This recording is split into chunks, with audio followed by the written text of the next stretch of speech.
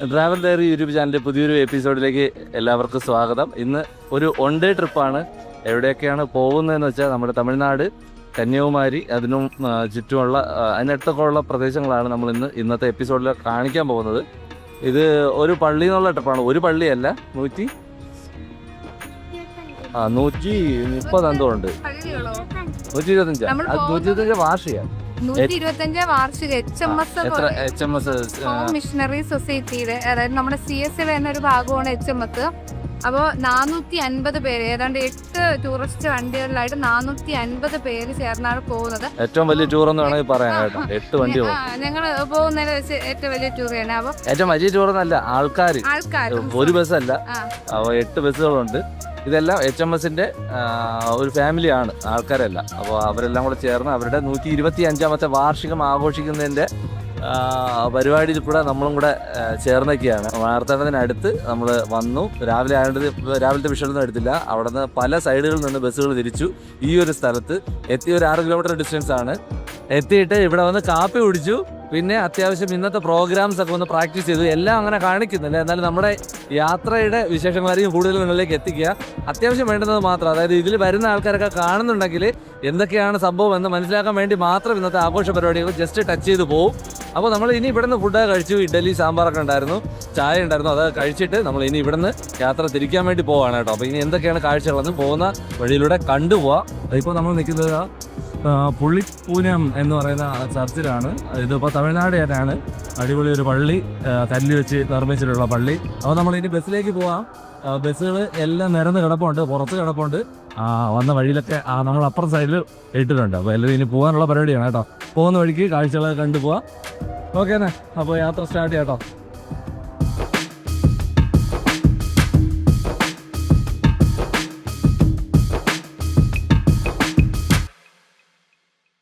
അവിടുന്ന് നമ്മൾ ആദ്യമായിട്ട് കാണാൻ വേണ്ടിയിട്ട് എത്തുന്നത് ഈ സ്ഥലത്താണ്.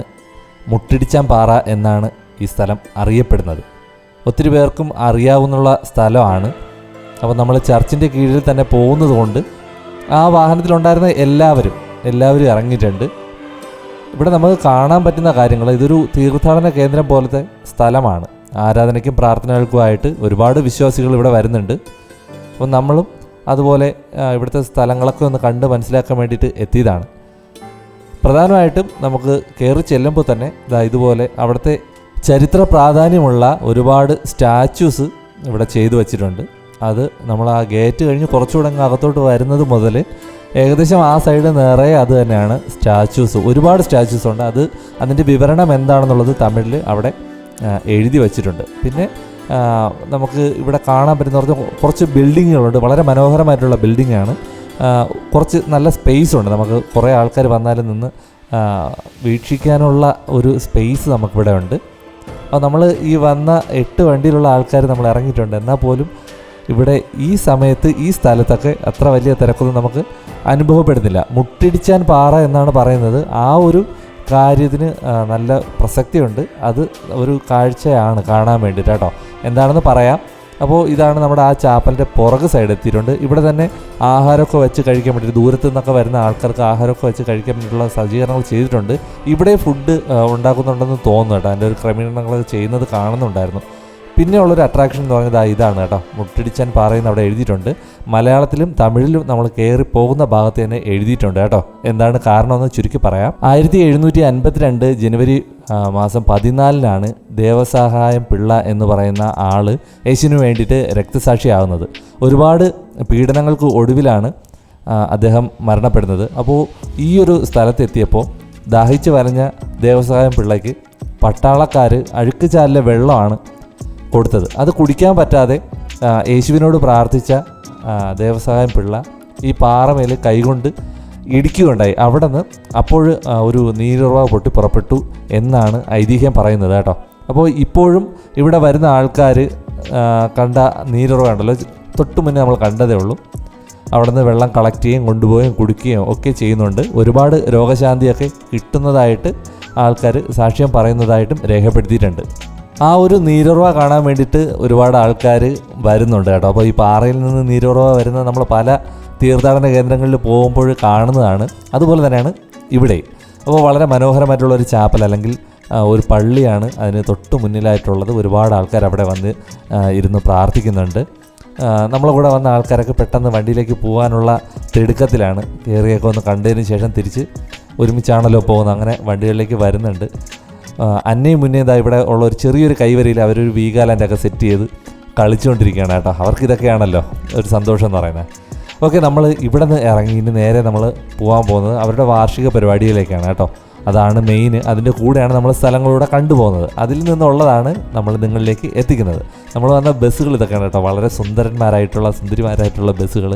നല്ല രസമുണ്ട് ബസ്സുകളൊക്കെ ഇങ്ങനെ വരിവരിയായിട്ട് പോകുന്നതും കാണാൻ വേണ്ടിയിട്ട് കേട്ടോ. അപ്പോൾ നമ്മുടെ വാർഷിക പരിപാടി ഇവിടെയാണ് കേട്ടോ നടക്കുന്നത്. ഒരുമിച്ച് വന്ന നമ്മുടെ ആൾക്കാരും അതുപോലെ തന്നെ തമിഴ്നാട്ടിൽ നിന്നും പല സ്ഥലങ്ങളിൽ നിന്നും വന്ന ആൾക്കാരുണ്ട് കേട്ടോ. ഒരുപാട് ആൾക്കാർ ഇവിടെ ഉണ്ട്. നമ്മൾ അവിടുത്തെ കാര്യങ്ങളൊന്നും കൂടുതൽ കാണിക്കുന്നില്ല. അവിടുത്തെ കാര്യങ്ങളൊക്കെ കഴിഞ്ഞ് നമ്മൾ നേരെ എത്തുന്നത് കന്യാകുമാരിയിലേക്കാണ്. അപ്പോൾ നമ്മുടെ അടുത്ത് തിരുവനന്തപുരം അല്ലെങ്കിൽ അടുത്തുള്ള പ്രദേശങ്ങളിൽ നിന്നൊക്കെ ഒരു ദിവസത്തെ ട്രിപ്പ് പ്ലാൻ ചെയ്ത് കഴിഞ്ഞാൽ ഫസ്റ്റ് പറയുന്ന ഒരു പേര് കന്യാകുമാരി ആയിരിക്കും, അല്ലെങ്കിൽ അതിൻ്റെ കൂടെ കന്യാകുമാരി ഉണ്ടായിരിക്കും. അപ്പോൾ ഒരുപാട് തവണ നമ്മളും വന്നിട്ടുണ്ട്. ചിലപ്പോൾ നിങ്ങളും പോയിട്ടുണ്ടാവാം. നമ്മുടെ ചാനലിൽ നമ്മൾ മുന്നേ ഒരിക്കൽ കാണിച്ചിട്ടുണ്ടായിരുന്നു അങ്ങനെയുള്ള ഒരു സ്ഥലം. നമ്മളിവിടെ എത്തിയിട്ടുണ്ട്. ബസ് കുറച്ച് അപ്പുറത്താണ് പാർക്ക് ചെയ്തത്. അതുകൊണ്ട് നമ്മളിനി നടന്നാണ് നമ്മുടെ കന്യാകുമാരി മെയിൻ സ്ഥലത്തേക്ക് പോകേണ്ടത്. നമ്മുടെ മെയിൻ ഉദ്ദേശം എന്ന് പറഞ്ഞാൽ കണ്ണാടി ബ്രിഡ്ജിലേക്ക് കയറുക. കഴിഞ്ഞ പ്രാവശ്യം വന്നപ്പോഴും മിസ്സായി. അപ്പോൾ അതിന് വേണ്ടിയിട്ടാണ് നമ്മൾ ആദ്യമേ തയ്യാറായി വന്നത്. പക്ഷേ ഇവിടെ വന്നപ്പോഴത്തേക്ക് സമയം കുറച്ച് താമസിച്ചു കേട്ടോ. അപ്പോൾ ഇന്നും ആ പ്ലാൻ നടക്കില്ല എന്ന് അറിഞ്ഞുകൊണ്ട് തന്നെയാണ് നമ്മൾ മുമ്പിലേക്ക് പോകുന്നത്. ഇവിടെ കാണാനുള്ള കാഴ്ചകൾ നമുക്കെല്ലാവർക്കും അറിയാമെന്നുള്ളതാണ്. ഒരുപാട് കച്ചവട സാധനങ്ങൾ വാങ്ങാം, കഴിക്കാം. ഒരുപാട് പർച്ചേസ് ചെയ്യാനുള്ള സാധനങ്ങൾ നമ്മുടെ കന്യാകുമാരി ഒരുക്കി വെച്ചിട്ടുണ്ട് വരുന്ന ആൾക്കാർക്ക് വേണ്ടിയിട്ട്. പിന്നെ അവിടെ തന്നെ അടുത്തൊരു ക്ഷേത്രമുണ്ട്. നമ്മളിപ്പോൾ പോകുന്നത് നമ്മുടെ ബോട്ടിൻ്റെ ടിക്കറ്റ് കിട്ടുമെന്ന് അറിയാൻ വേണ്ടിയിട്ടാണ് കേട്ടോ. അപ്പോൾ അവിടെ ഒരു ക്ഷേത്രമുണ്ട്. നമ്മൾ ഏത് വഴിക്ക് തിരിഞ്ഞാലും ഒരുപാട് സാധനങ്ങൾ, കരകൗശല വസ്തുക്കളുണ്ട്. പിന്നെ കടലിൽ നിന്ന് കിട്ടുന്ന സാധനങ്ങളുണ്ട്, ഡ്രസ്സുകളുണ്ട്, ബാഗുകളുണ്ട്. പിന്നെ നമ്മുടെ ഫോട്ടോഗ്രാഫർ ചേട്ടന്മാരുണ്ട്. അവർ ഫോട്ടോ എടുത്ത് തരും. അപ്പോഴേ തന്നെ പൈസ കൊടുത്താൽ അവർ പ്രിൻ്റ് എടുത്ത് തരും.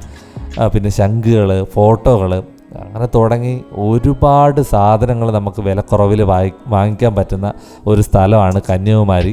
പിന്നെ കടലിലും ആസ്വദിക്കാം. അതായത് നമുക്ക് ഇറങ്ങി നിൽക്കാൻ പറ്റുന്ന, അതായത് അപകടം കൂടാതെ കുറച്ച് കല്ലൊക്കെ ഉണ്ട്, എന്നാലും നമുക്ക് ഇറങ്ങി നിൽക്കാൻ പറ്റുന്ന ഒരു സ്ഥലമാണ് കേട്ടോ. നമുക്ക് എന്തായിരുന്നാലും ടിക്കറ്റ് ഒന്നും കിട്ടിയില്ല. നമ്മൾ പിന്നെ കുറേ നേരം കടലിൽ കളിച്ചു. പിന്നെ അടുത്ത് തന്നെ ഇവിടെ ഒരു സുനാമി മെമ്മോറിയൽ പാർക്ക് എന്ന് പറഞ്ഞിട്ട് ഒരു പാർക്കുണ്ട്. അവിടെയും വന്ന് കുറച്ച് നേരമൊക്കെ നമ്മൾ ചിലവഴിച്ചു. വളരെ മനോഹരമായിട്ടുള്ള ഒരു പാർക്ക്, നമ്മുടെ സുനാമിയെ അനുസ്മരിക്കുന്ന അവർക്ക് വേണ്ടിയിട്ട് ഒരു സ്മാരകം പോലെ നിർമ്മിച്ചിട്ടുള്ളൊരു പാർക്കാണ് കേട്ടോ ഇത്. അപ്പോൾ അവിടെയൊക്കെ ഉള്ള പാർക്കിലൊക്കെ കുറച്ച് നേരം ചിലവഴിച്ചു. അപ്പോൾ അങ്ങനെയൊക്കെയായിരുന്നു നമ്മുടെ ഇന്നത്തെ ട്രിപ്പ്. നമ്മൾ വിചാരിച്ചതുപോലെ നമ്മുടെ ബ്രിഡ്ജിൽ കയറാൻ പറ്റിയില്ല. എന്തായിരുന്നാലും നമ്മൾ ഇനി എപ്പോഴെങ്കിലും വരുമ്പോൾ നമ്മുടെ ചാനലിൽ കൂടെ നിങ്ങളെ കാണിക്കുന്നതായിരിക്കും. അപ്പോൾ വളരെ ചെറിയൊരു ട്രിപ്പായിരുന്നു.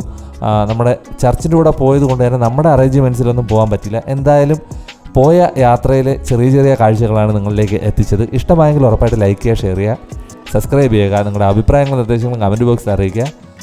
യാത്രകൾ ഒരുപാട് വരുന്നുണ്ട്. അടുത്ത ഒരു യാത്രാവിശേഷമായിട്ട് കണ്ടുമുട്ടാം കേട്ടോ. ബൈ.